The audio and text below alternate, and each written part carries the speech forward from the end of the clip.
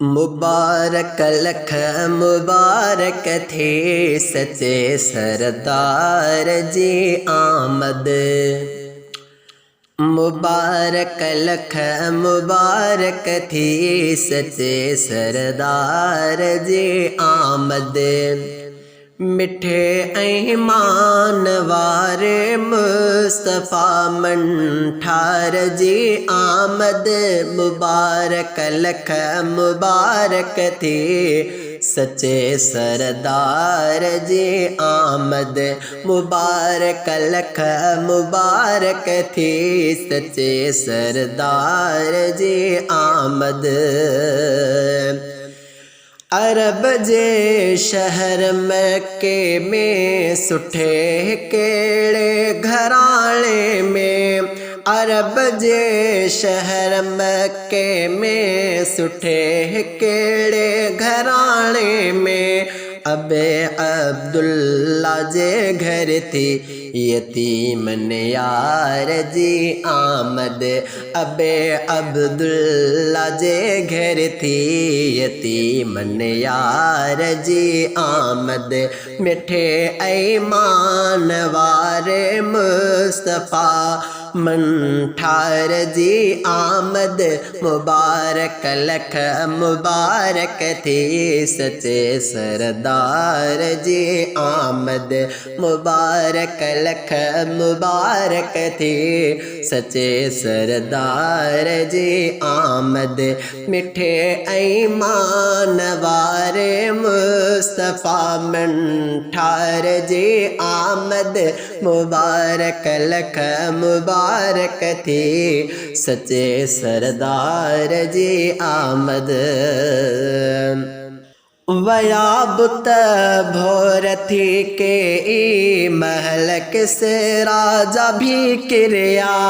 वया बुत भोर थी के ई महलक से राजा भी किरिया।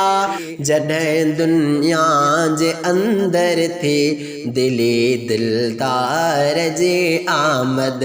जॾहिं दुनिया जे अंदर थी दिली दिलदार जी आमद।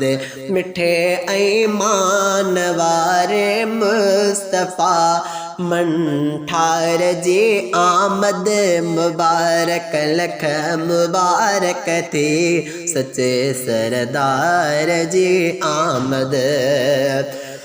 वडी आ भागवारी आमिना बीबी अमड़ साणे। वडी आ भागवारी आमिना बीबी अमड़ साणे थी। जंहिंजे पाक झोलीअ में पिरी पगदार जी आमद थी। जंहिंजे पाक झोलीअ में पिरी पगदार जी आमद।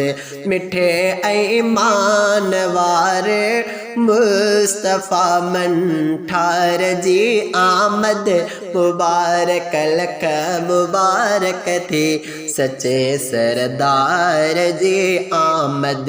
मुबारक लख मुबारक थी सच्चे सरदार जी आमद। ख़त्म कानून थिया कूड़ा दुनिया में इनक़लाब आयो। ख़त्म कानून थिया कूड़ा दुनिया में इनक़लाब आयो।